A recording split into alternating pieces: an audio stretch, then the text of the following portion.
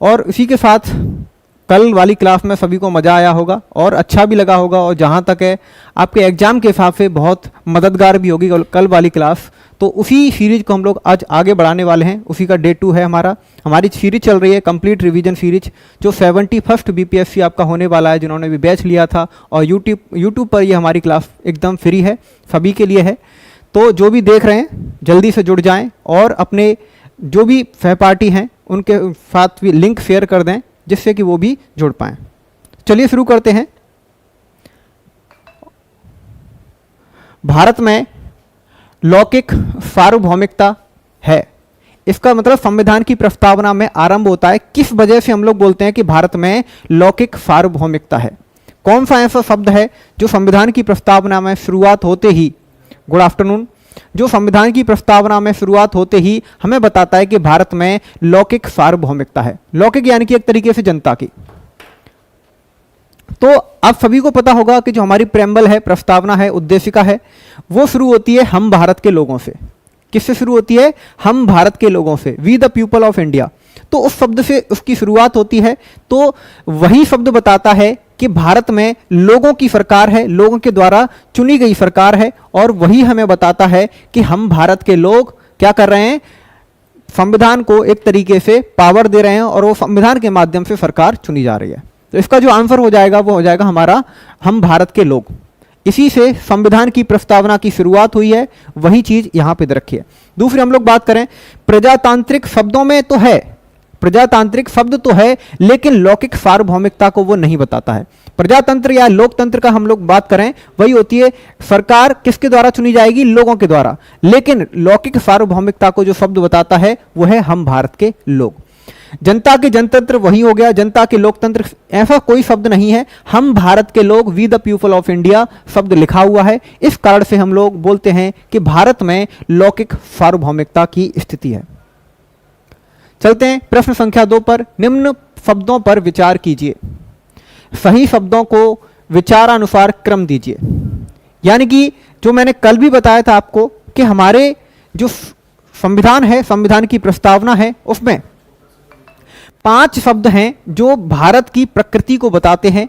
वो कौन से हैं, किस क्रम में है? उसमें से 3 आरंभ में थे, मूल संविधान में थे। इसी के साथ साथ 42वें संविधान संशोधन के माध्यम से हमने 2 शब्दों को और जोड़ा है, जो कौन से थे? कल हमने उस पर चर्चा की थी, ये सभी आपको पता ही होगा।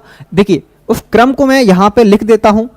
पहला है हम भारत के लोग, ये एक इंपॉर्टेंट शब्द है जहां से प्रस्तावना की शुरुआत होती है। भारत को एक संपूर्ण प्रभुत्व संपन्न,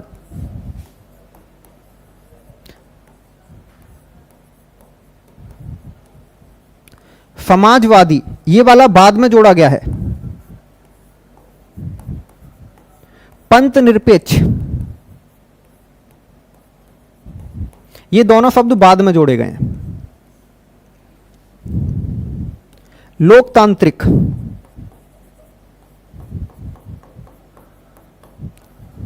गणराज्य, ये 5 शब्द हैं जो भारत की प्रकृति को बताते हैं। हम भारत के लोग, भारत को एक संपूर्ण प्रभुत्व संपन्न, समाजवादी, पंथनिरपेक्ष, लोकतांत्रिक, गणराज्य।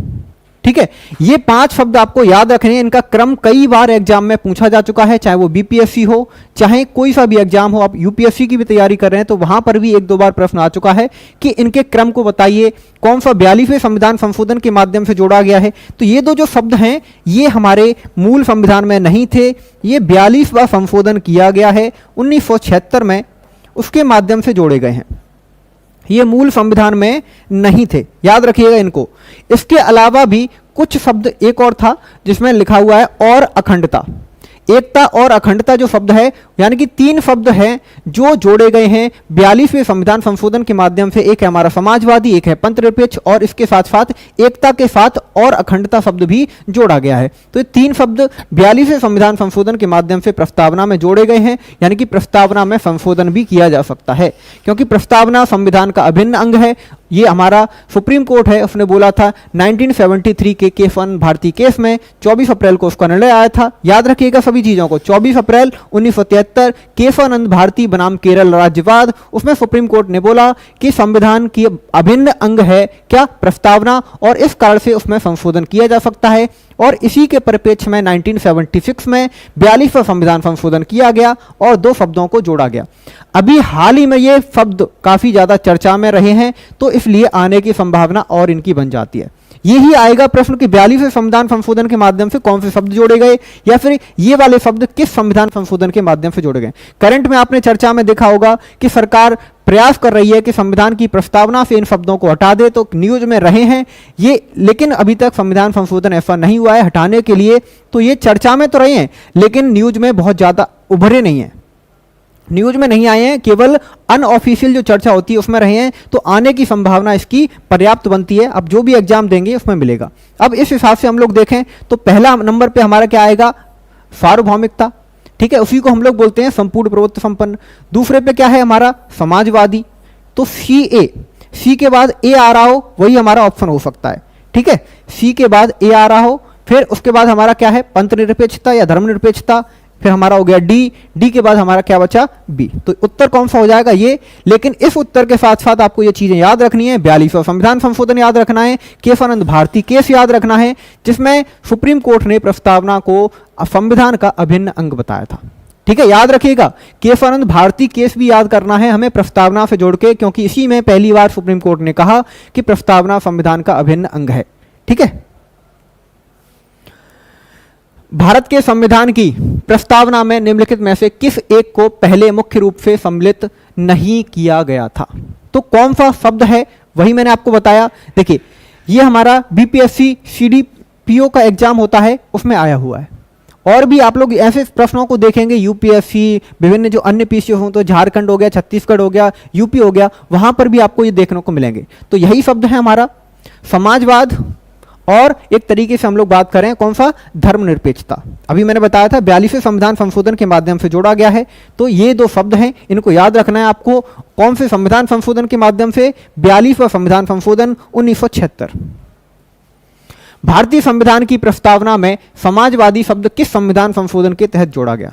काफी एक ही व्याख्या में सारे प्रश्न हो रहे हैं, एक ही जो मैंने प्रश्न की व्याख्या बताई है उसमें सारे प्रश्न हो रहे हैं। इसकी डेट भी याद कर लीजिए 1976। और यहां पे थोड़ा सा बता दूं मैं, जो मैंने पहले मौखिक तौर पर बताया है उसको भी, प्रस्तावना संविधान का भाग है, ये कब बोला सुप्रीम कोर्ट ने, पहले बोला था नहीं है, ये सुप्रीम कोर्ट ने निर्णय दिया था, ये हमारा था बेरूवाड़ीवाद।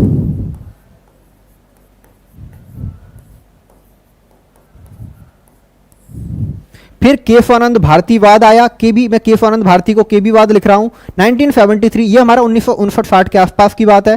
फिर इसमें बोला कि भाग है, ये दोनों चीज याद रखिएगा, ठीक है, नोट कर सकते हैं जो भी नोट करना चाहे। तो अगले प्रश्न की तरफ हम लोग चलें। भारतीय संविधान की प्रस्तावना में किस संशोधन द्वारा समाजवादी और धर्मनिरपेक्ष, देखिए एक ही प्रश्न कितनी बार आया है, एक ही प्रश्न कितनी बार आया है, तो 42वां संविधान संशोधन 1976। ये इस प्रश्न की इंपॉर्टेंस बताता है कि एक ही प्रश्न को जब कोई भी आयोग बार बार पूछ रहा है, विभिन्न आयोग बार बार पूछ रहे हैं, तो वो कितना इंपॉर्टेंट एक तरीके से है। और हाल ही में ये काफी चर्चा में रहा है, क्योंकि सरकार ने 1-2 बयान दिए थे जिसकी वजह से लग रहा था कि इनको हटाना चाहते हैं, इस कारण से ये काफी इंपॉर्टेंट हो जाते हैं आज के एग्जाम के हिसाब से भी। 42वें संविधान संशोधन के माध्यम से कौन से 2 शब्द जोड़े गए, देखिए बीपीएससी 70 पिछले वाले में ही आया है, पिछले वाले बीपीएससी में ही ये सवाल आया है, ये अपने आप में काफी इंपॉर्टेंट है। कौन से संविधान संशोधन के द्वारा जोड़े गए, कौन से निर्णय में सुप्रीम कोर्ट ने प्रस्तावना को संविधान का अभिन्न अंग बताया, ये सभी चीजें इंपॉर्टेंट हैं, याद रखिएगा इन सब चीजों को। तो कौन से 2 शब्द हैं, धर्मनिरपेक्षता और समाजवादी। वैसे समाजवाद आगे है, उसके बाद धर्मनिरपेक्षता है, लेकिन इसमें कौन से 2 शब्द पूछे गए हैं, समाजवाद का क्रम आगे आता है। क्रम भी याद रखना है, क्रम भी लगाने के लिए पूछा जा सकता है, हम भारत के लोग भारत को एक संपूर्ण प्रभुत्व संपन्न समाजवादी पंथ निरपेक्ष लोकतंत्रात्मक गणराज्य बनाने के लिए, ठीक है। इस तरीके से प्रस्तावना की जो हमारी शब्द की एक तरीके से बात करें क्रम है, वो शब्द का क्रम भी आपको याद रखना है। निम्नलिखित में से कौन सा भारत का एक धर्मनिरपेक्ष राज्य के रूप में वर्णित करता है, यानी कि निम्नलिखित में से कौन सा भारत को एक धर्मनिरपेक्ष राज्य के रूप में वर्णित करता है, जल्दी से बताएं। भारत एक धर्मनिरपेक्ष राज्य है, ऐसा कौन बताता है? जल्दी से कमेंट करें। आपने मौलिक अधिकार वाला टॉपिक भी पढ़ा है, ये भी पढ़ा है, तो आपको आइडिया लग रहा होगा कौन सा होना चाहिए। तो जल्दी से कमेंट करके इसका उत्तर बताने का प्रयास करें, देखें बता पाते हैं या नहीं।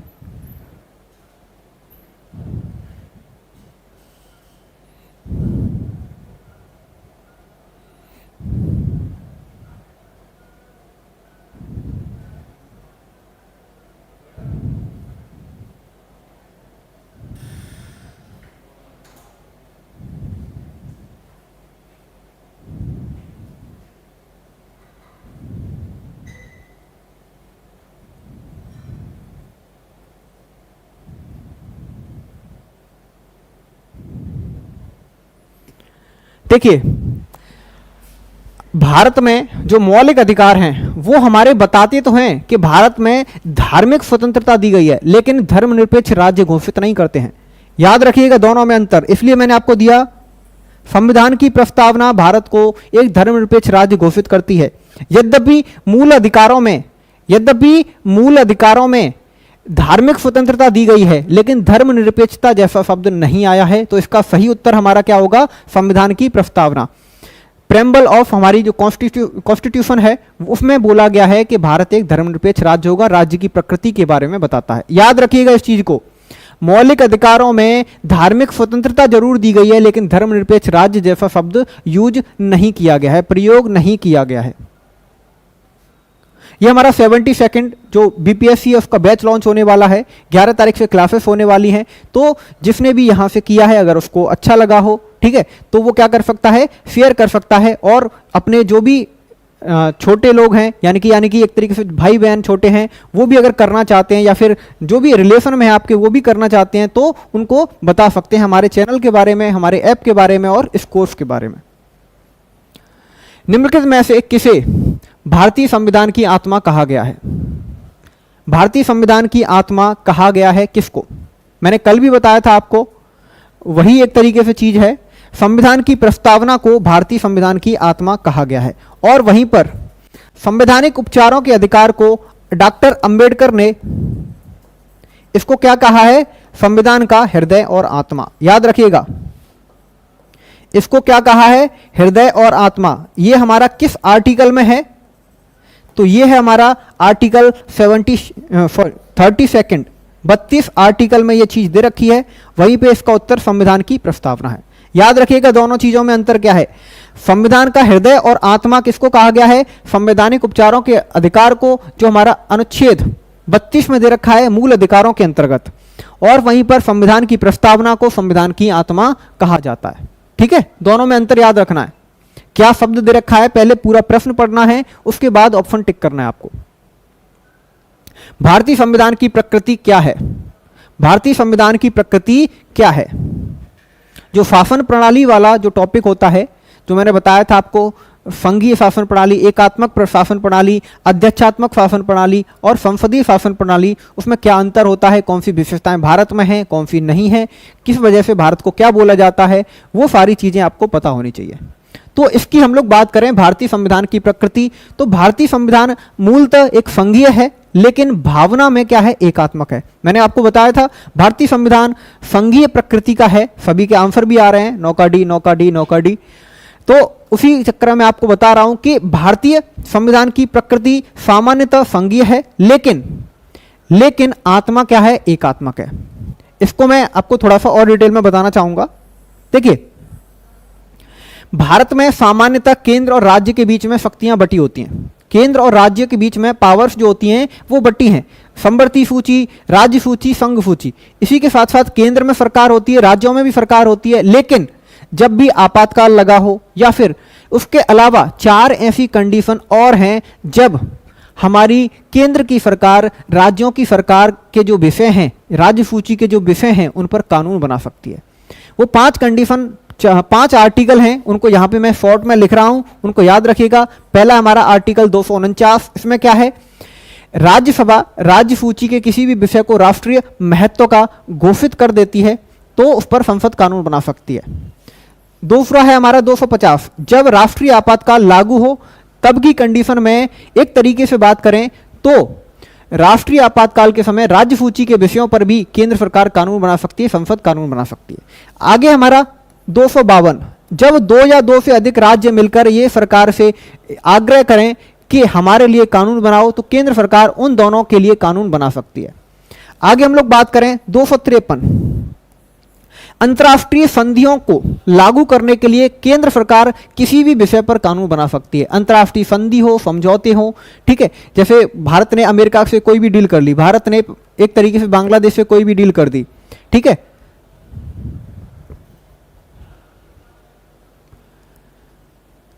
कहाँ से लाइव हैं? लाइव तो हम कहीं से भी हों, अभी तो सर्वव्याप्ति है हमारी ऑल ओवर वर्ल्ड, कोई भी देख सकता है, यूट्यूब सबके लिए फ्री है, ठीक है। तो 253 जो बताता है अंतर्राष्ट्रीय शांति समझौते जो भी हो या फिर किसी भी प्रकार की संधि हो, तो वहां पर हम लोग क्या कर सकते हैं, राज्यों के विषयों पर भी कोई भी विषय कानून बना सकते हैं। इसी के साथ एक आर्टिकल है हमारा 356, ये भी ये बताता है कि जब राज्यों में संवैधानिक स्थिति विफल हो जाए, संविधान के अनुसार शासन ना चले, तो वहां पे राष्ट्रपति शासन लगाया जा सकता है। और राष्ट्रपति शासन की स्थिति में जो वहां की विधानसभा होती है या विधानमंडल होता है, वो क्या हो जाता है, एक तरीके से निलंबित या फिर विघटित हो जाता है। उस कंडीशन में उसके लिए कानून बनाने का अधिकार संसद को मिल जाता है। तो ये 5 कंडीशन हैं जिस पर क्या होता है, राज्यों के विषयों पर भी केंद्र सरकार कानून बना सकती है। इसी कारण से सामान्यतः प्रकृति में क्या है, संघीय है, लेकिन भावना में एकात्मक है। आपातकाल जैसी चीजें हैं और उसके अलावा भी बहुत सारी चीजें हैं जो केंद्र सरकार को पावर देती हैं कि वो राज्यों के लिए कानून बना सके, राज्यों के विषयों पर कानून बना सके। इसी कारण से हम लोग बोलते हैं कि भारत की जो प्रकृति है वो सामान्यतः संघीय है, लेकिन आत्मा क्या है या भावना क्या है, एकात्मक है। इसके अलावा 1-2 विद्वानों का नाम भी मैं यहां पे दे रहा हूं, वो भी आप लोग याद रखिएगा। 1-2 विद्वान हैं, जैसे भारतीय शासन प्रणाली को अर्ध संघात्मक किसने कहा है, ये शायद आगे आ भी जाएगा प्रश्न। अर्ध संघात्मक कहा है केसी वेयर ने, केसी वेयर, ठीक है। और इसी के साथ साथ 1-2 विद्वान और हैं, उनको भी आपको देख लेना है। जैसे केसी वेयर के अलावा एक विद्वान है ग्रेनविले ऑस्टिन, ग्रेनविले ऑस्टिन, जिन्होंने बोला है कि भारत क्या है, सहयोगी संघवाद। लिख लीजिए, यहां पे जगह कम है, सहयोगी संघवाद, कोऑपरेटिव फेडरलिज्म। सहयोगी संघवाद किसने कहा है, तो ग्रेनविले ऑस्टिन। मैं यहां पे लिख देता हूं, नाम लिख देता हूं, सहयोगी संघवाद आप अपने आप लिख लीजिएगा, ग्रेनविले ऑस्टिन। चलिए लिख ही देता हूं, बस समझते रहिएगा कि क्या लिखा हुआ है। जो भी क्लास ले रहा है, सहयोगी संघवाद या सहकारी संघवाद भी बोल देते हैं, ठीक है, कोऑपरेटिव फेडरलिज्म। और भी विद्वान हैं, लेकिन अगर आपको मैच करने के लिए आएगा तो मोस्टली यही 2 आते हैं, केसी वेयर या फिर ये हमारा। इसके अलावा भी कुछ विद्वान और हैं, फिर ये भी ऐप वाले कमेंट। आगे हमारा प्रश्न है, भारतीय राजनीतिक व्यवस्था में इनमें से कौन सर्वोच्च है। देखिए, भारत में कौन सर्वोच्च है यह आपको बताना है, 10वां प्रश्न है। तो मैंने आपको बताया था जब हमारी क्लास चल रही थी, भारत में सबसे ऊपर क्या है, संविधान।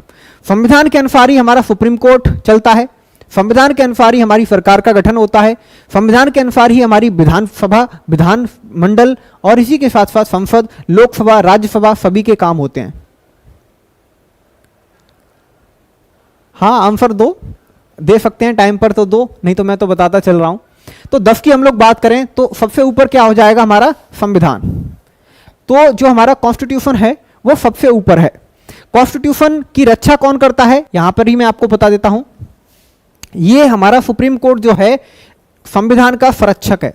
क्या है, संविधान का संरक्षक। याद रखिएगा, आगे प्रश्न भी आपको मिल सकता है इसी से संबंधित। यहां पे नहीं मिलेगा तो सुप्रीम कोर्ट वाले टॉपिक में मिल जाएगा। संविधान का संरक्षक कौन है भारत में, तो सर्वोच्च न्यायालय। आर्टिकल 13 में मैंने आपको बताया था, आर्टिकल 13 याद है कि नहीं, विधि की परिभाषा दे रखी है और यह बताया गया है कि अगर जो भी हमारी संसद है, राज्य विधानमंडल है, कोई भी संविधान के खिलाफ कानून बनाता है तो सुप्रीम कोर्ट उस विधि को क्या कर देगा, खारिज कर देगा। याद है कि नहीं सभी को। तो संविधान का संरक्षक हमारा सुप्रीम कोर्ट कहलाता है। संसद एक विधायी संस्था है जिसमें आर्टिकल 79 के अनुसार 3 अंग होते हैं, लोकसभा, राज्यसभा और राष्ट्रपति। ठीक है, धर्म से ऊपर हमारे यहाँ पे कोई है नहीं, क्योंकि हमारे यहाँ पे धर्म निरपेक्षता है, तो धर्म तो होगा ही नहीं। तो सभी टॉपिक्स के बारे में हमने बात कर ली है। चलते हैं अगले प्रश्न की तरफ। सरकार की संसदीय व्यवस्था के विषय में निम्नलिखित में से कौन सा वक्तव्य सही है? सरकार की संसदीय व्यवस्था के विषय में कौन सा वक्तव्य सही है? विधायिका न्यायपालिका के प्रति जवाबदेह होती है, विधायिका कार्यपालिका के प्रति जवाबदेह होती है, विधायिका एवं कार्यपालिका दोनों स्वतंत्र हैं, राष्ट्रपति न्यायपालिका के प्रति जवाबदेह होता है। देखिए, संसदीय शासन प्रणाली की हम लोग बात करें तो ये कहां से ली गई है? ब्रिटेन से। ब्रिटेन से ली गई है संसदीय शासन प्रणाली। हमने कल बात भी की थी संविधान के स्रोत या फोर्स वाले टॉपिक में, उसमें हमने देखा था ब्रिटेन से ली गई है। अब संसदीय शासन प्रणाली में होता क्या है ये हम थोड़ा सा चर्चा कर लेते हैं, और एक दो लाइन हम लोग अध्यक्षीय शासन प्रणाली की भी देख लेंगे। तो संसदीय शासन प्रणाली की हम लोग बात करें, देखिए पहले चुनाव होते हैं संसद या फिर हम लोग बात करें लोकसभा के चुनाव होते हैं, लोकसभा के चुनाव होते हैं, और लोकसभा के चुनावों के बाद ही हम लोग बात करें उसमें से जो भी दल सबसे ज्यादा सीट प्राप्त करता है वो अपना नेता चुनता है, और उसी नेता को राष्ट्रपति क्या करते हैं? प्रधानमंत्री नियुक्त करते हैं। प्रधानमंत्री नियुक्त किया जाता है किसको? लोकसभा के बहुमत प्राप्त दल के नेता को। तो लोकसभा में से ही क्या निकल के आती है? सरकार या प्रधानमंत्री। सरकार, प्रधानमंत्री या मंत्रिपरिषद। मंत्रिपरिषद को मैं काउंसिल ऑफ मिनिस्टर्स लिख रहा हूं, COM लिख रहा हूं, याद रखिएगा। तो इनमें से निकल के आती है। और एक हमारा आर्टिकल है कौन सा? 75 का 3। 75 का 3 अनुच्छेद हमारा कहता है कि जो मंत्रिपरिषद है वो लोकसभा के प्रति उत्तरदायी होगी। मंत्रिपरिषद क्या होगी? लोकसभा के प्रति उत्तरदायी होगी। अब ये बताइए मुझे कि इसमें से कोई भी ऐसा आपको मिल रहा है सेंटेंस जिसमें यह बताया जा रहा हो कि सरकार या मंत्रिपरिषद या प्रधानमंत्री विधानसभा के या फिर लोकसभा के प्रति उत्तरदायी होते हैं? ऐसा कुछ भी दिख रहा है?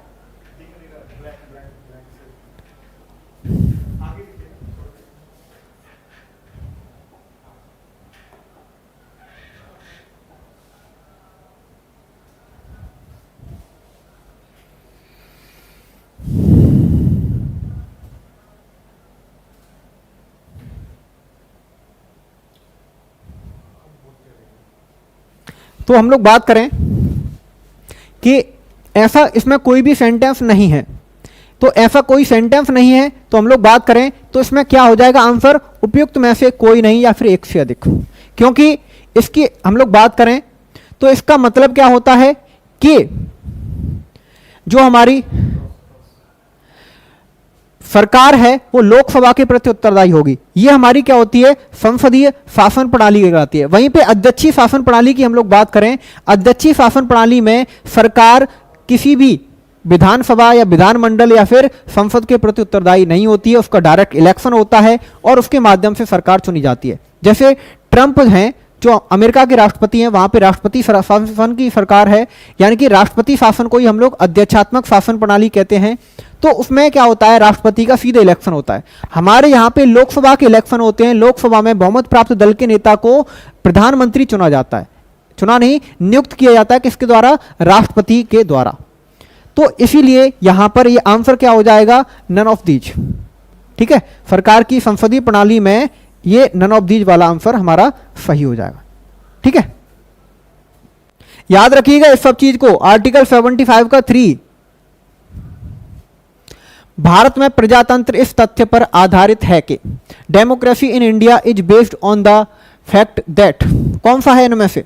संविधान लिखित है, यह मौलिक अधिकार प्रदान किए गए हैं, जनता को सरकारों को चुनने तथा बदलने का अधिकार प्राप्त है, यहां राज्य के नीति निर्देशक तत्व हैं। प्रजातंत्र, लोकतंत्र का मतलब क्या होता है? हमने अभी बात की थी, लोकतंत्र का मतलब क्या है? जनता के द्वारा चुनी गई सरकार। तो अगर आपको थोड़ा सा भी याद होगा तो इस प्रश्न का उत्तर आप लोग कर पाएंगे कि जनता को सरकारों को चुनने का और बदलने का अधिकार होता है। हर 5 साल में लोकसभा के इलेक्शन होते हैं और लोकसभा के इलेक्शन में जिस भी दल को बहुमत प्राप्त होता है उसकी सरकार होती है, और जिसमें भी बहुमत कम हो गया तो सरकार चेंज हो जाती है। सरकार चेंज हो जाती है। तो इसी कारण से हमारा इसका उत्तर क्या हो जाएगा, ऑप्शन नंबर सी। विधि का नियम या कानून का शासन, कानून का शासन या कानून का अधिराज्य का मतलब क्या है, उसकी डेफिनेशन क्या है, ठीक है, मीन्स क्या है, तो वो आपको बताना है। मैंने आपको बताया था जब हमारी क्लास चल रही थी उस दौरान कि कानून का शासन ये अवधारणा है वो ब्रिटिश एक तरीके से विधि शास्त्री हैं, उन्होंने दी थी, उनका नाम है A B Dicey. A B Dicey ने बोला था कि कानून का शासन होना चाहिए। क्या होना चाहिए, कानून का शासन होना चाहिए। तो सभी के लिए एक कानून और सभी के लिए एक न्यायतंत्र। उसका मतलब क्या होगा, कानून की समानता पहला जो विचार है वो उसमें शामिल होता है विधि का शासन, और कानून की समानता कहीं पर है तो सभी के लिए एक कानून होगा और सभी के लिए एक जैसा न्याय होगा। तो इसका जो उत्तर हो जाएगा वो काफी लोगों का आया भी है, वो हमारा हो जाएगा ऑप्शन नंबर ए। ठीक है, सभी के लिए एक कानून होगा यानी कि कानून की समानता होगी, इसी के साथ साथ कानून की सर्वोच्चता भी होगी। कानून की सर्वोच्चता, समानता, किसी को अधिकार प्राप्त नहीं होंगे। कौन से अधिकार, विशेष अधिकार। देखिए पहले जो सिस्टम चलता था, चाहे इंडिया हो चाहे ब्रिटेन हो, कहीं भी हो, वहां पे एक शब्द आता था कुलीन तंत्र। कुलीन तंत्र, एरिस्टोक्रेसी बोलते हैं उसको, क्या बोलते हैं, एरिस्टोक्रेसी। तो कुलीन तंत्र में क्या होता था, जो विविध वर्ग है, जैसे आपको पता होगा, थोड़ा सा भी आपने वर्ल्ड हिस्ट्री पढ़ी होगी तो उसमें फ्रांसीसी क्रांति, रूसी क्रांति, ये सभी चीजें आपने पढ़ी होंगी। तो वहां पे एक चीज थी कि जो ऊपर वाली क्लास थी, जो पादरी वर्ग होता था, चाहे हम लोग बात करें जो कुलीन वर्ग होता था, वो टैक्स नहीं देता था। टैक्स कौन देता था, सामान्य जनता। सामान्य जनता ही टैक्स देती थी। जो पादरी, कुलीन, राजा, महाराजा, उनके घर परिवार होते थे, कोई टैक्स नहीं देता था। तो उसी को हम लोग बोलते थे, क्या होता है, वहां पर विधि का शासन नहीं है, रूल ऑफ लॉ नहीं है, कानून का शासन नहीं है, कानून का अधिराज्य नहीं है। लेकिन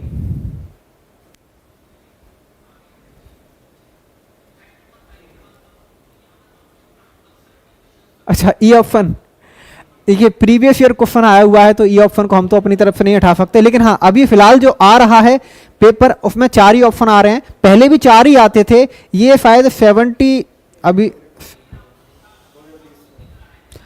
देखिए ये जो पेपर है अभी 20 तक आया है, ठीक है, और अभी हमारा 24 वाला पेपर था, उसमें 4 ऑप्शन आए हैं। 2019 या 18 से पहले भी 4 ही ऑप्शन आते थे। बीपीएससी ने बीच में 5 ऑप्शन किए हैं, अब 4 फिर से कर दिए हैं, तो अपने आप ही हट जाएगा। ये कंफ्यूजन करता तो है, लेकिन अगर किसी को सही जानकारी है तो वो सही हो जाएगा।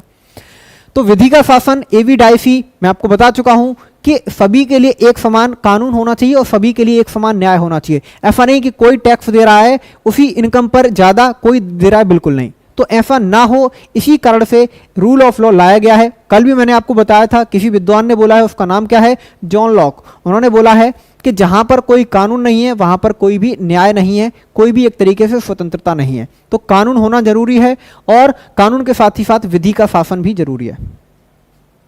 अगला प्रश्न है आपका, भारतीय प्रशासन में विभाजन प्रणाली किससे संबंधित है, डिवीजन सिस्टम। देखिए इसके लिए थोड़ी सी बैकग्राउंड में जाएं तो 1859 के आसपास की बात है। एक वायसराय हमारे 1859 में कौन थे, 1857 में कौन थे, ये आपको पता होना चाहिए। जल्दी से किसी को भी पता हो तो कमेंट करके बता सकता है। तो उन्हीं के समय पे एक पोर्टफोलियो सिस्टम लाया गया था। क्या लाया गया था, पोर्टफोलियो सिस्टम। इसी के साथ साथ एक नई जानकारी भी देना चाहूंगा मैं आपको। वर्तमान में भारत में कितने मंत्रालय हैं, मंत्रालय कितने हैं, लगभग 54। पहले 53 थे, अभी 54 बता रहे हैं आंकड़े। और इसी के साथ साथ विभागों की बात करें तो विभाग हैं हमारे 93 करीब। तो मंत्रालय हैं 54 और विभाग हैं 93।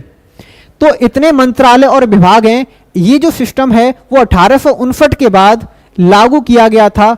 वायसराय कौन थे, किसी ने कमेंट नहीं किया है, मैं भी नहीं बताऊंगा, फिर सर बताएंगे आपको, ठीक है।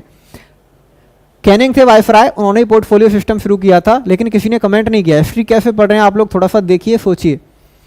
तो मंत्रालय और विभागों की स्थापना जो की गई है 1859 में, उसी को हम लोग बोलते हैं डिवीजन सिस्टम। उसी को हम लोग क्या कहते हैं, डिवीजन सिस्टम, यानी कि कार्यों का बंटवारा। कार्यों का बंटवारा एक तरीके से किया जाए। नीति और क्रियान्वयन वाली जो बातें होती हैं वो हमारे किस में आती हैं, वो इसमें आती हैं। कार्यों का बंटवारा किया जाए जिसके लिए अलग अलग मंत्रालय बनाए जाते हैं। और याद रखिए एक और प्रश्न आया हुआ है पीवाईक्यू में कि 1947 में कितने मंत्रालय थे? 1947 में मंत्रालय कितने थे? तो 18। 1947 में करीब 18, 17-18 के आसपास ही थे।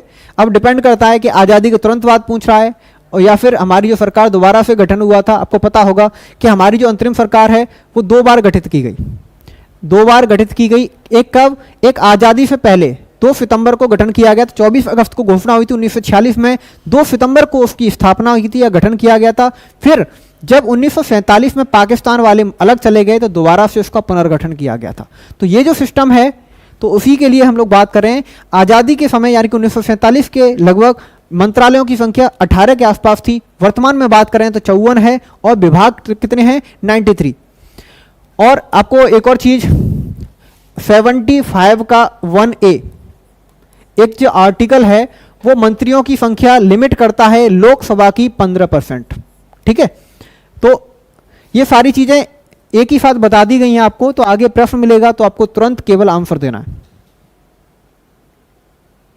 निम्नलिखित विशेषताओं में केंद्रीय शासन व्यवस्था के लिए कौन सी सही नहीं है? यानी कि गलत, ये भी आपको याद रखना है कि गलत पूछा है या फिर सही पूछा है। इसमें पूछा गया है सही नहीं है, कौन सा गलत है? केंद्रीय शासन प्रणाली अगर कहीं पर है तो उसकी कौन सी विशेषता नहीं है? ठीक है, त्वरित निर्णय हो पाएंगे। भाई एक ही आदमी शासन ले रहा है केंद्र सरकार तो त्वरित निर्णय हो जाएंगे।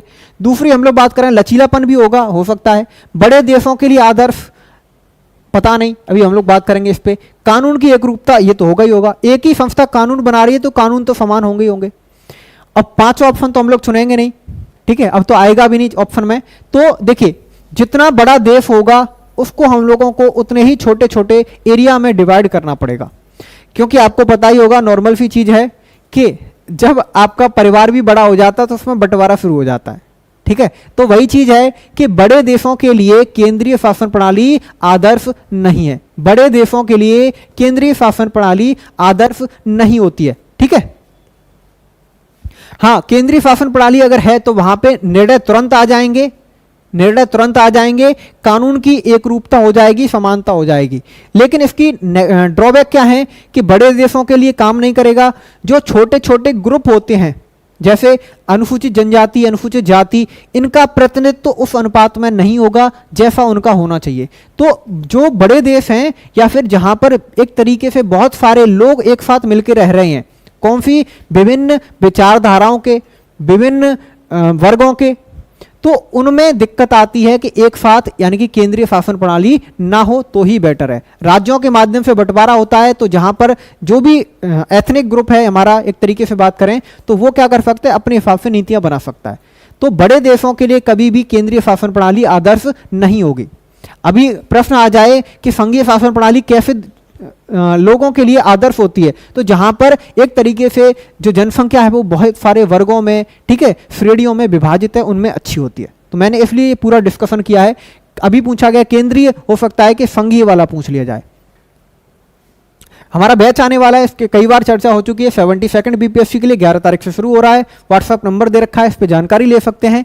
ठीक है, फीस भी बहुत मिनिमम रखी गई है और इसमें सब कुछ बताया जाएगा आपको। इंटरव्यू तक के लिए आपकी पूरी की पूरी तैयारी कराई जाएगी। ठीक है, निम्नलिखित में से कौन सा कथन सत्य है? यह जरूर आपको देखना है, सत्य है सत्य नहीं है, वरना गलत हो जाएगा, बाद में बहुत अफसोस होगा कि आता हुआ प्रश्न गलत हो गया। कौन सा सत्य है? संयुक्त राज्य अमेरिका में संघीय प्रणाली है, भारत में एक संघीय और एकात्मक दोनों प्रकार की प्रणाली है, फ्रांस में सरकार संघीय प्रणाली है, पाकिस्तान में प्रधानमंत्री की नियुक्ति वहां की जनता के द्वारा होती है। कौन सा सत्य है पूछा गया है, कौन सा सत्य है यह पूछा गया है। अभी हमने बात की थी भारत में संघीय और एकात्मक दोनों प्रकार की प्रणाली है, ऐसा हो सकता है? नहीं।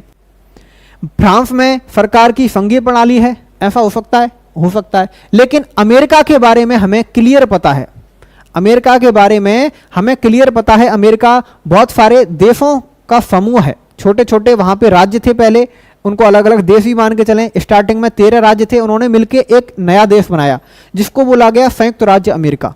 क्या बनाया गया? 13 हमारे वहां पे पहले छोटे छोटे राज्य या फिर मान लो उससे पहले देश थे, उन्होंने आपस में एग्रीमेंट किया और अमेरिका को एक संघीय शासन प्रणाली वाला देश बनाया, जिसको नाम दिया गया संयुक्त राज्य अमेरिका। अभी वर्तमान में अमेरिका में कितने राज्य हैं? तो टोटल 50 राज्य हैं। कितने हैं? 50 राज्य हैं। तो अमेरिका में सरकार की संघीय शासन प्रणाली है, ये एकदम सही बात है, ये एकदम सही बात है। ठीक है। दिल्ली है, दिल्ली क्या है? एक राज्य है, एक केंद्र शासित प्रदेश है, एक स्वायत्तशासी परिषद है, नन ऑफ दीज। ठीक है। देखिए मैंने बताया था ना कि 42nd बीपीएससी का प्रश्न है, तो उसमें भी 4 ही ऑप्शन है। बीच में ही ये 4-5 सालों से 5 ऑप्शन आने लगे हैं, नहीं तो पहले भी कितने आते थे? 4 ही आते थे। दिल्ली क्या है? यूनियन टेरिटरी है। दिल्ली क्या है? यूनियन टेरिटरी, केंद्र शासित प्रदेश। हम लोग बात करें यूटी की, थोड़ी सी अच्छी तरीके से डिस्कशन कर लेते हैं। यूनियन टेरिटरी यानी कि केंद्र शासित प्रदेश वर्तमान में 8 हैं। कौन से हैं? दिल्ली, मैं जेके लिख रहा हूं, जेके का मतलब क्या है? जम्मू एंड कश्मीर, लद्दाख, लद्दाख को पहले चलो लिख ही देते हैं। अब इससे पहले मैं लिख रहा हूं पौंडीचेरी या पुदुचेरी, और इसी के साथ साथ लक्षद्वीप, अंडमान, चंडीगढ़, और एक और है हमारा जिसको बोलते हैं दादरा नगर हवेली, और इसी के साथ साथ जोड़ दिया गया है प्लस दमन द्वीप, दमन एवं दीव। देखिए ये जो सिस्टम है ये हमारा जनवरी 2020 में इन दोनों को मिला दिया गया। पहले ये भी दोनों अलग अलग थे, ये दोनों पहले अलग अलग थे, वर्तमान में दोनों को मिला दिया गया। ये 3 ऐसे हैं जहां पर क्या है? विधानसभा है। ये 3 दिल्ली, पौंडीचेरी और जम्मू कश्मीर, ये विधानसभा वाले यूनियन टेरिटरी हैं। जम्मू कश्मीर में अभी हाल ही में इलेक्शन हुए हैं। जम्मू कश्मीर की विधानसभा में 90 सीट्स हैं, 90 सीटें हैं, और इन्होंने 14 जो सीट्स होती हैं, 14 जो सीट्स हैं वो पीओके के लिए आरक्षित करके रखी हैं। ये माना जाता है भारत सरकार के द्वारा कि अभी भी पीओके हमारा अभिन्न अंग है, और वहां के लिए हमने सीटें भी छोड़ रखी हैं। 14 सीट्स छोड़ी गई हैं, 90 पे इलेक्शन हुआ है। याद रखिएगा इन चीज़ों को। 2019 में 5 अगस्त 2019 को जो विशेष दर्जा है वो समाप्त किया गया जम्मू कश्मीर का, जो आर्टिकल 370 और 35A में है, वो समाप्त किया गया। किसके माध्यम से? 2019 5 अगस्त। ठीक है, ये घोषणा की गई राष्ट्रपति के आदेश से। फिर अक्टूबर 2019 में एक अधिनियम लेके आया गया जो आर्टिकल 3 सरकार को, केंद्र सरकार को या संसद को वो अधिकार देता है कि वो किसी भी राज्य को उसकी सीमा में परिवर्तन, नाम में परिवर्तन, राज्य को यूटी को राज्य बना सकता है। तो उसी के लिए अक्टूबर 2019 में क्या लाया गया? एक अधिनियम लाया गया, और उसी के माध्यम से 2 यूटी में डिवाइड कर दिया गया। किसको? जम्मू कश्मीर को, जम्मू कश्मीर और लद्दाख। तो ये सारी कहानी आपको थोड़ी सी पता होनी चाहिए, डेट वगैरह कभी भी आ सकती है मिलाने के लिए। हाँ, सीएम रेखा गुप्ता। तो कौन सा घटना कब हुई, इस तरीके से अगर पूछा जाए तो पहले 370 हटाया गया, ठीक है, फिर उसको यूटी बनाया गया, फिर एक तरीके से इलेक्शन हुए। तो इस तरीके से भी चीज़ें आ सकती हैं। और उससे पहले बता दूं कि पहले जम्मू कश्मीर में जो विधानसभा का इलेक्शन होता था उसका कार्यकाल 6 साल का होता था। कितने साल का? 6 साल का। भारत में भी लोकसभा का कार्यकाल एक बार 6 साल रहा है। वो कौन सी लोकसभा थी और वर्तमान में कौन सी लोकसभा चल रही है? जिसको भी आइडिया हो तो वो कमेंट कर सकता है, नहीं तो हम लोग चर्चा करेंगे। कौन सी लोकसभा जिसका कार्यकाल 6 साल था और वर्तमान में कौन सी लोकसभा चल रही है? ठीक है, तो इसका उत्तर है हमारा यूनियन टेरिटरी। सिक्किम भारत का एक राज्य बनाया गया। इस पे भी हम लोग थोड़ा डिटेल से चर्चा करेंगे क्योंकि ये प्रश्न कई बार आपको एग्जाम में देखने को मिलेगा। तो एक ही बार चर्चा हो जाएगी तो बार बार का चर्चा का झंझट खत्म हो जाएगा। 18th,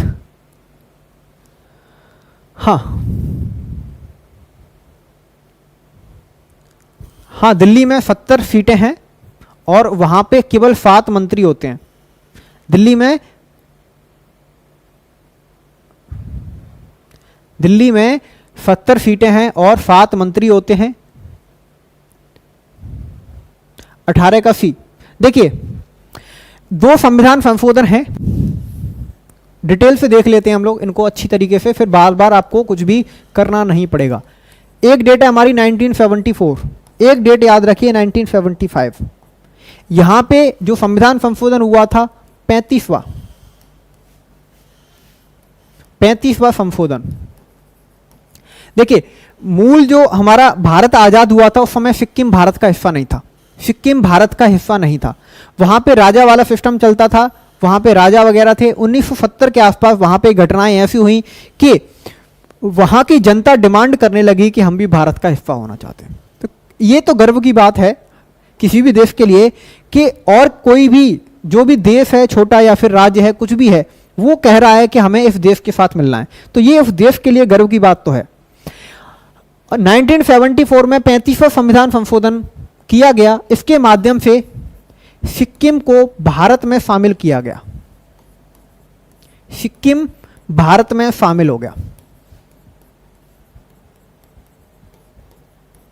अब जब सिक्किम भारत में शामिल हो गया तो इसको पहले क्या बनाया गया, सहयोगी राज्य। क्या बनाया गया, सहयोगी राज्य। और एक आर्टिकल भी इसके लिए जोड़ा गया था 2A। क्या जोड़ा गया, सहयोगी राज्य के रूप में इसको दर्जा दिया गया और इसको आर्टिकल 2A में जगह दी गई कि ये भारत का सहयोगी राज्य होगा, पूर्ण राज्य नहीं था।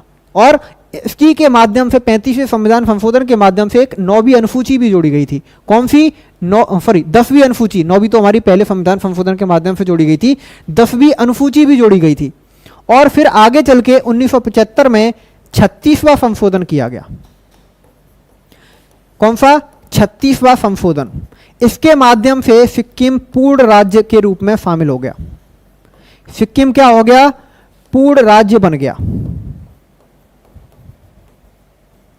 और ये आर्टिकल 2A है, 10वीं अनुसूची है, वो सभी के सभी खत्म कर दिए गए।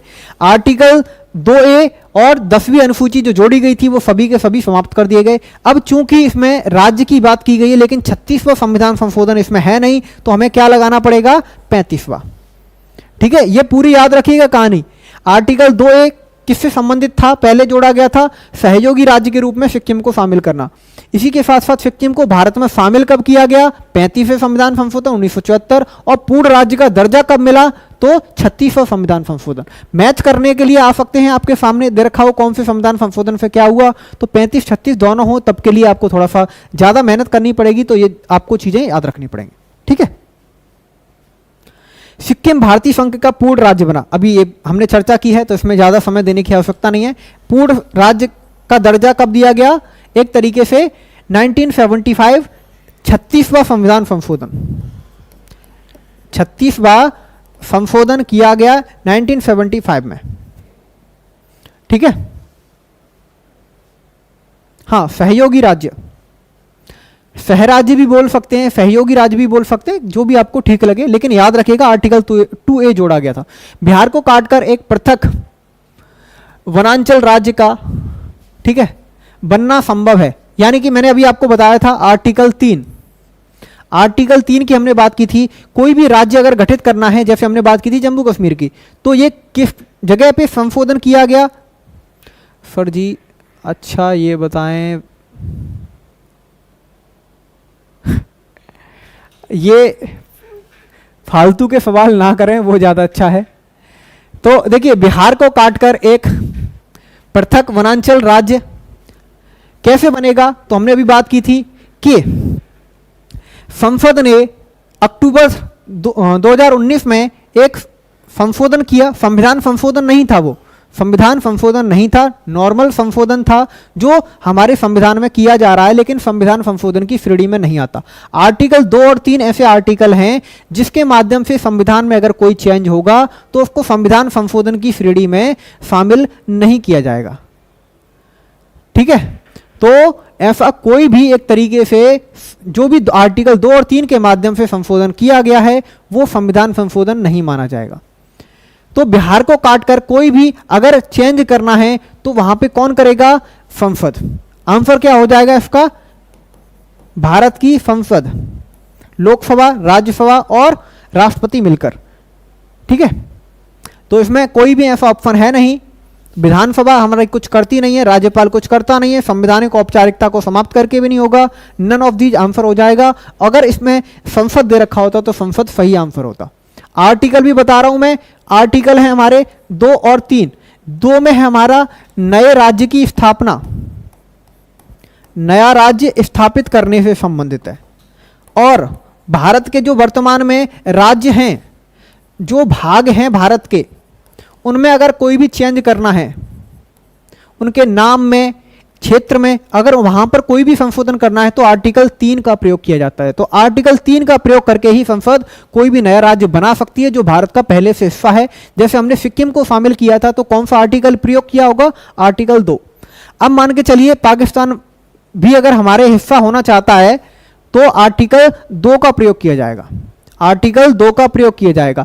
और भारत के जो वर्तमान में अंग हैं, चाहे वो दिल्ली हो, पौंडीचेरी हो, कोई भी हो, यूटी हो, केंद्र शासित प्रदेश हो, या फिर कोई स्टेट हो, उसमें अगर कोई भी चेंज किया जाएगा तो आर्टिकल 3 का प्रयोग किया जाएगा। तो आर्टिकल 2 और 3 दोनों का अंतर क्या है याद रखिएगा। जो भारत का हिस्सा है आर्टिकल 3 के द्वारा उनमें चेंज होगा, जो भारत का हिस्सा नहीं है आर्टिकल 2 का प्रयोग किया जाएगा। आजादी के बाद भाषा के आधार पर भारत के राज्यों का पुनर्गठन किस वर्ष हुआ? तो नवंबर में हुआ था। एक हमारा जस्टिस फजल अली आयोग या फिर राज्य पुनर्गठन आयोग का गठन किया गया था 1953 में। 55 में उसने अपनी रिपोर्ट दी और 1956 में संविधान संशोधन भी किया गया, 7वां संविधान संशोधन। उसके माध्यम से बहुत सारी चीज़ें चेंज की गई और इसी के साथ साथ राज्यों का पुनर्गठन भी किया गया। तो वो डेट थी हमारी 1956, नवंबर 1956। इसी के साथ साथ हम लोग बात करें, आयोग भी देख लेते हैं। आयोग था राज्य पुनर्गठन आयोग, जिसको जस्टिस फजल अली आयोग भी कहते हैं।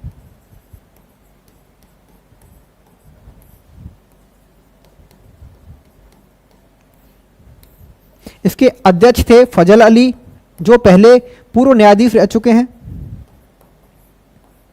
एक सदस्य थे एच.एन. कुंजरू, हृदयनाथ कुंजरू। एक थे के.एम. पनिक्कर। तो ये 3 सदस्य थे उनके उस आयोग के, जिसने राज्य पुनर्गठन अधिनियम की सिफारिश की थी। ये बना था कब? 1953 में, और इसने अपनी रिपोर्ट दी थी 1955 में। ठीक है, इसी की सिफारिश के आधार पर कौन सा संविधान संशोधन हुआ था? तो 7वां संशोधन। सभी चीजें आपको याद रखनी है।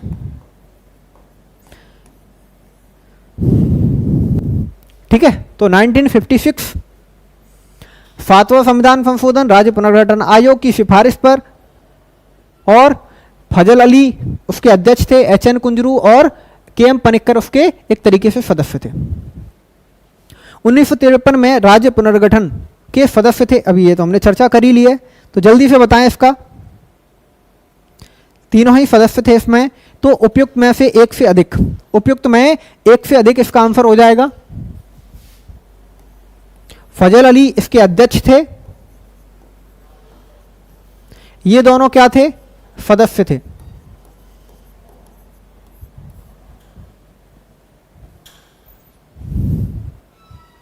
भारतीय नागरिकता नहीं प्राप्त की जा सकती। तो भारतीय नागरिकता कैसे प्राप्त की जाती है? तो आर्टिकल 5, 6, 7, 8, ठीक है, ये आर्टिकल्स हमें नागरिकता प्राप्त करने से संबंधित चीजें बताते हैं। और इसी के साथ साथ एक अधिनियम भी बनाया गया था, नागरिकता अधिनियम 1955। उसमें कई बार संशोधन हुआ है। लेटेस्ट जो संशोधन हुआ है वो भी याद रखिए, 11 दिसंबर 2019 को उसमें संशोधन किया गया है।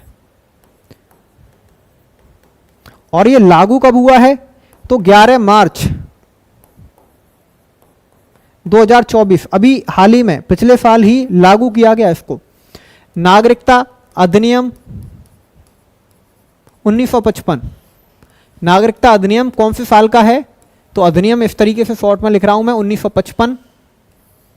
11 दिसंबर 2019 को इसमें संशोधन किया गया है। 11 मार्च को वो संशोधन लागू कर दिया गया है।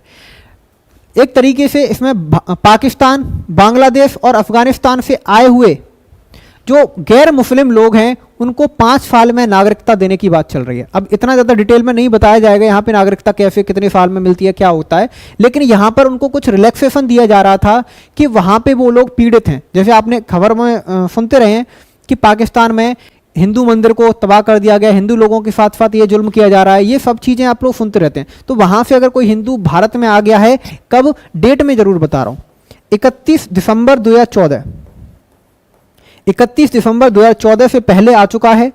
वो मुस्लिम नहीं है, हिंदू है, सिख है, बौद्ध है, जैन है, पारसी है, ईसाई है, ठीक है, कोई भी है इनमें से, लेकिन मुस्लिम नहीं है। और इसी के साथ साथ वो इनर लाइन परमिट, जहाँ पर भी जनजातीय क्षेत्र हैं वहाँ पे जाना प्रतिबंधित है, उन क्षेत्रों में नहीं रह रहा है, छठी अनुसूची वाले क्षेत्रों में नहीं रह रहा है, तो उसको 5 साल बाद नागरिकता मिल जाएगी। ये कुछ नागरिकता अधिनियम में संशोधन करने की बात की गई थी, उसको लेके दिल्ली में आपने सुना होगा कि एक तरीके से विवाद भी हुआ था। हाँ, पहलगांव है, सारी चीज़ें और भी बहुत सारी चीज़ें हैं। तो 11 मार्च 2024 से ये संशोधन लागू कर दिया गया, उनको नागरिकता देने वाली प्रोसेस शुरू हो गई है। तो नागरिकता कैसे मिलती है? जन्म से मिलती है, वंश से मिलती है, देशीकरण द्वारा भी मिलती है, किसी भूभाग के सम्मिलन द्वारा भी मिलती है, लेकिन भारत में धन जमा करने पर नागरिकता नहीं मिलती है। तो आंसर क्या हो जाएगा?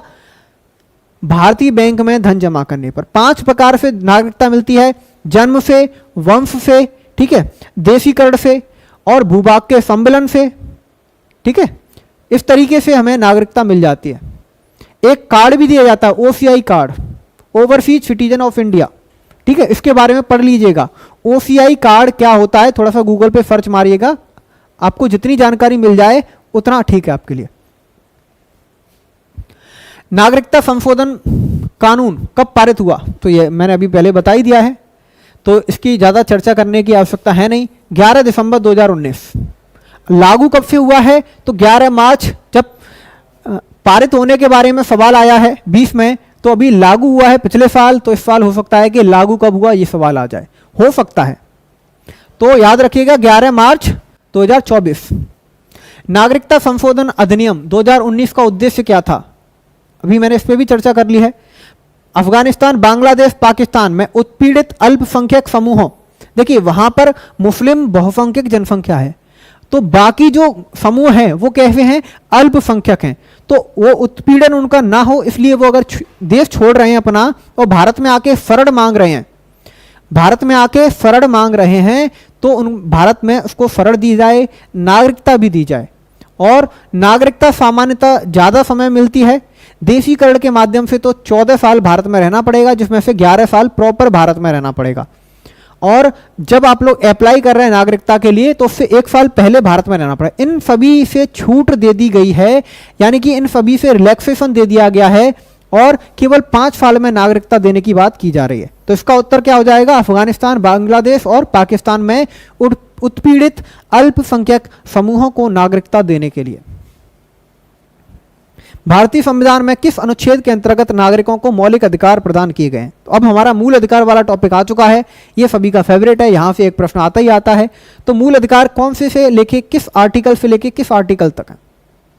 ठीक है, भाग कौन सा है और कौन से आर्टिकल से लेके कौन से आर्टिकल तक है? जल्दी से कमेंट करके एक बार बता दें सब लोग। सभी लोग कमेंट करके बताएं कि किस भाग में मूल अधिकार दे रखे हैं, इसी के साथ साथ कौन से आर्टिकल से लेके कौन से आर्टिकल तक हैं।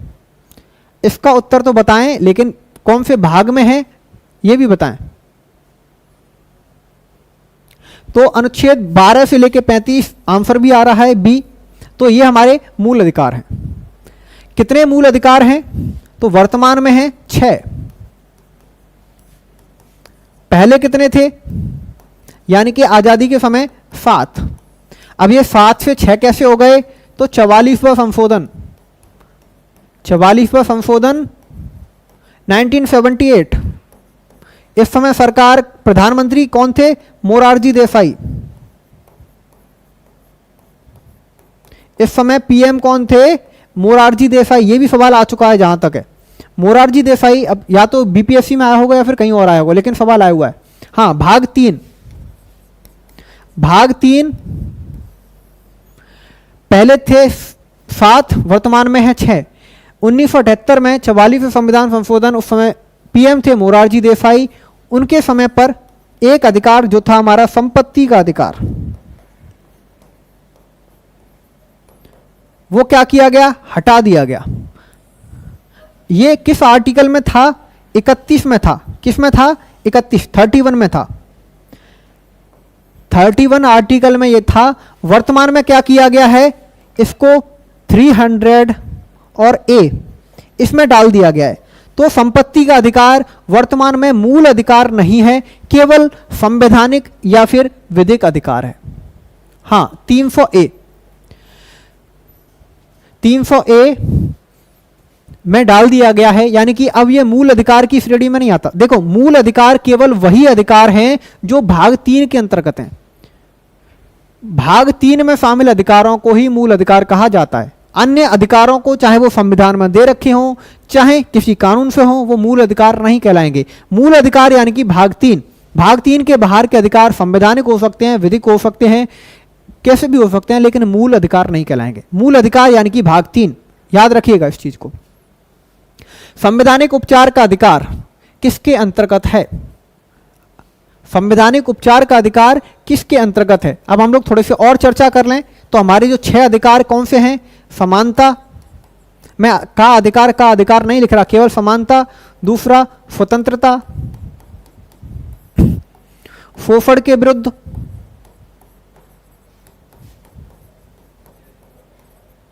इसी के साथ साथ हम लोग बात करें धर्म, इसी के साथ साथ हम लोग बात करें अल्पसंख्यक, और इसी के साथ साथ बात करूं उपचारों का अधिकार या संवैधानिक उपचारों का अधिकार।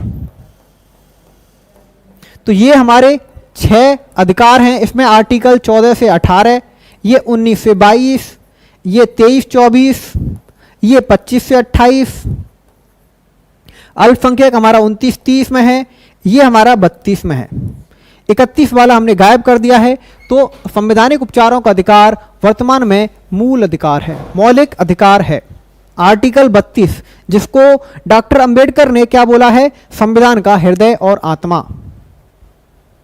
जल्दी से अगले प्रश्न का उत्तर देने का प्रयास करें। किसी व्यक्ति की अवैध हिरासत के खिलाफ निम्नलिखित में से कौन सी रिट जारी होती है। अगर किसी व्यक्ति को बंदी बनाया गया है तो कौन सी रिट जारी की जाएगी। अवैध हिरासत यानी कि बंदी, मैंने आंसर एक तरीके से बता ही दिया है, उसका नाम ही है, उसके नाम में ही आ रहा है बंदी प्रत्यक्षीकरण। यानी कि जो भी आपने गिरफ्तार किया है, चाहे वैध हो चाहे अवैध हो, 24 घंटे के अंदर आपको मजिस्ट्रेट के सामने पेश करना होता है। अगर आपने नहीं किया तो क्या होगा, एक तरीके से सुप्रीम कोर्ट या फिर हाई कोर्ट क्या करेगा, रिट जारी करेगा। उस रिट का नाम क्या होता है, बंदी प्रत्यक्षीकरण। क्या नाम होता है, बंदी प्रत्यक्षीकरण। देखिए, आर्टिकल 22 हमारा बताता है कि किसी व्यक्ति को जिसे भी गिरफ्तार किया गया है उसके कुछ अधिकार होते हैं। किसी व्यक्ति को जिसे भी गिरफ्तार किया गया है उसके कुछ अधिकार होंगे। तो कुछ अधिकारों में एक चीज होती है कि 24 घंटे के अंदर मजिस्ट्रेट के सामने पेश होना है। ठीक है, आर्टिकल 20 और 22 ये दोनों मिलके कुछ, जो भी एक तरीके से किसी ने कोई अपराध किया है या गिरफ्तार किया गया है, दोनों को सुरक्षा प्रदान करते हैं। एक में बोला गया अपने खिलाफ गवाही नहीं दे पाएंगे, 2 बार आपको दंड नहीं मिलेगा, आर्टिकल 20 की बात कर रहा हूं मैं। और इसी के साथ साथ आर्टिकल 22 कहता है कि गिरफ्तारी का कारण जानने का अधिकार है। इसी के साथ साथ 24 घंटे के अंदर मजिस्ट्रेट के सामने पेश करना है और अपनी पसंद का वकील भी कर सकते हैं हम लोग। तो वही एक तरीके से है। अगर उसका उल्लंघन करके पुलिस किसी को या फिर कोई व्यक्ति किसी को बंदी बनाता है, अवैध रूप से गिरफ्तार करके रखता है, तो सुप्रीम कोर्ट आर्टिकल 32 एफसी यानी कि सुप्रीम कोर्ट, आर्टिकल 32 और एचसी यानी कि हाई कोर्ट आर्टिकल 226 ये रिट जारी करते हैं बंदी प्रत्यक्षीकरण की। बंदी प्रत्यक्षीकरण का मतलब यही है, किसी को अवैध हिरासत में रखा जाए। परमादेश का मतलब क्या होता है, हम आदेश देते हैं। जैसे पहले इसका मतलब लिख लीजिए। उत्प्रेषण का मतलब होता है एक तरीके से, पोस्टमार्टम भी बोलते हैं इसको, क्या बोलते हैं, पोस्टमार्टम।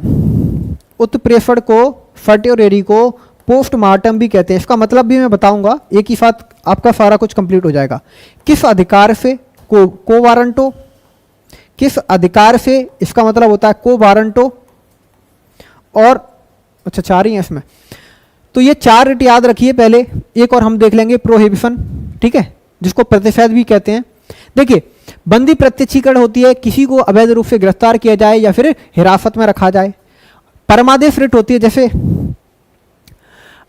पापा ने बोला कि भाई से क्या ले लेना, पैसे ले लेना, लेकिन भाई देने से मना कर दे, तो आप किसके पास जाते हैं?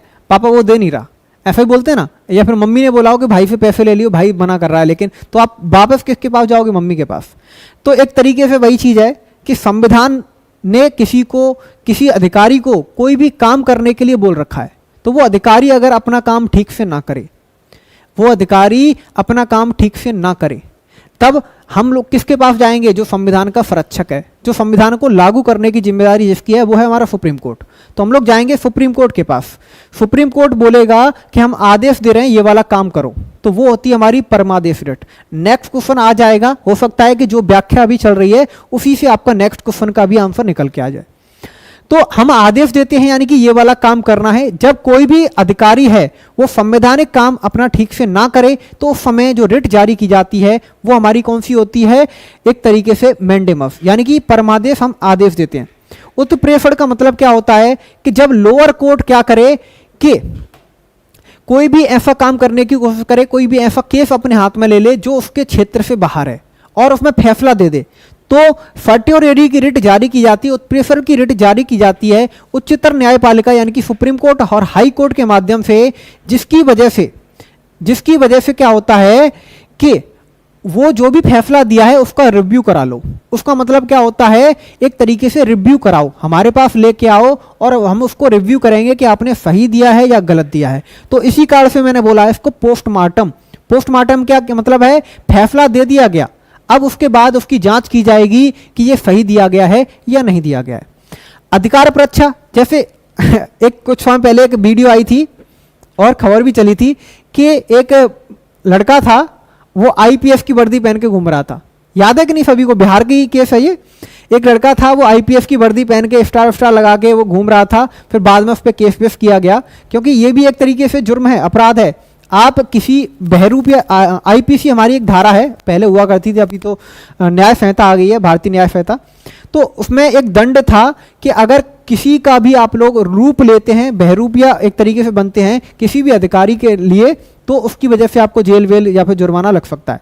तो वही केस है कि अगर कोई भी संवैधानिक पद है, उस पर कोई व्यक्ति बैठा हुआ है और बोल रहा है कि मैं इस पद का अधिकारी हूं, तो हम लोग सुप्रीम कोर्ट या हाई कोर्ट जा सकते हैं और वहां से रिट जारी करा सकते हैं कि ये व्यक्ति इस पद पर क्यों है। हाँ, डिस्ट्रिक्ट वही बता रहा हूं मैं कि वो जो हुआ था वही चीज है, एक तरीके से अधिकार परीक्षा, कि आप इस पद पर किस अधिकार से हो, आप इस पद पर किस अधिकार से हो। तो एक तरीके से अधिकार परीक्षा का मतलब होता है कोई संवैधानिक पद है और उस पर कोई व्यक्ति बैठा हुआ है, अगर किसी व्यक्ति को लग रहा है ये गलत तरीके से इस पद पर पहुंचा है, तो हम लोग अधिकार परीक्षा की रिट जारी करा सकते हैं। एक चौथी के अलावा एक पांचवी रिट भी होती है, प्रतिषेध, प्रोहिबिशन। प्रोहिबिशन का मतलब क्या होता है? जब जो निचली अदालतें होती हैं, डिस्ट्रिक्ट कोर्ट या फिर उससे नीचे की, वो क्या करें, ऐसा कोई भी केस अपने हाथ में ले लें और उस पर कार्यवाही करने लग जाएं जो उसके अधिकार क्षेत्र से बाहर था, जो उसके अधिकार क्षेत्र से बाहर था। जब ऐसे केस पर कोई भी काम करता है, फैसला नहीं आया, केवल प्रोसेस चल रही है, तब उस कंडीशन में होता है कि भाई जो भी काम कर रहे हो उसको रोक दो। प्रोहिबिशन का मतलब क्या होता है? रोक दो। क्या होता है? रोक दो, जो भी तुम कार्रवाई कर रहे हो वो अधिकार क्षेत्र से बाहर है, गैर संवैधानिक है या असंवैधानिक है, इस कारण से इस पर कार्यवाही मत करो। उसको हम लोग बोलते हैं प्रोहिबिशन, प्रतिषेध। हाँ, वही गुजरात में फर्जी कोर्ट चल रहा था, तो उस पर भी कौन सी रिट जारी होगी? को वारंटो। किस अधिकार से आप लोग ये काम कर रहे हैं?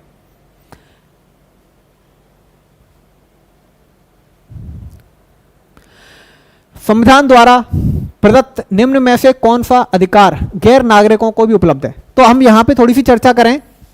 देखिए, केवल नागरिकों को कौन से अधिकार हैं? केवल नागरिकों को प्राप्त मूल अधिकार। अब उसमें जो शामिल नहीं होगा वो गैर नागरिकों को ही प्राप्त हो जाएगा। केवल नागरिकों को प्राप्त मूल अधिकार, केवल आर्टिकल लिखूंगा मैं और थोड़ा सा बता दूंगा। आर्टिकल अगर आपको याद हो गए तो काम हो जाएगा। जो हमारे हैं आर्टिकल 15, 16, 19, 29 और 30, ये एक तरीके से ऐसे आर्टिकल हैं जो केवल भारतीय नागरिकों को प्राप्त हैं, केवल भारतीय नागरिकों को प्राप्त हैं। 15 में क्या है, कुछ मामलों के आधार पर अगर आपके साथ भेदभाव किया जाता है तो वो नहीं होना चाहिए। 16 में क्या है, लोक नियोजन में यानी कि सरकारी नौकरी में अवसर की समानता। 19 में क्या है, वाक और अभिव्यक्ति की स्वतंत्रता। 29 में क्या है, अल्पसंख्यक वर्गों के या फिर जनजातियों के, अनुसूचित जनजाति वगैरह होती है उनके अधिकार, दोनों में यही है 29 और 30 में। तो ये वाले जो अधिकार हैं उनको छोड़कर कोई भी और होगा वो भारतीयों के साथ साथ विदेशियों को भी प्राप्त होगा। ठीक है, तो अभिव्यक्ति की स्वतंत्रता 19 ये केवल भारतीयों को प्राप्त है। देश के किसी भी भाग में बसने या फिर घूमने का अधिकार जो होता है वो भी केवल भारतीयों को ही प्राप्त होता है, वो भी 19 के अंतर्गत ही आता है। और संवैधानिक निराकरण का अधिकार ये 32 ये भी सभी को प्राप्त है, ये सभी को प्राप्त है क्योंकि उसमें शामिल नहीं है। तो क्या आंसर हो जाएगा हमारा, संवैधानिक उपचारों का अधिकार। संपत्ति का अधिकार तो मूल अधिकार नहीं रहा है भाई, संपत्ति का अधिकार मूल अधिकार नहीं है।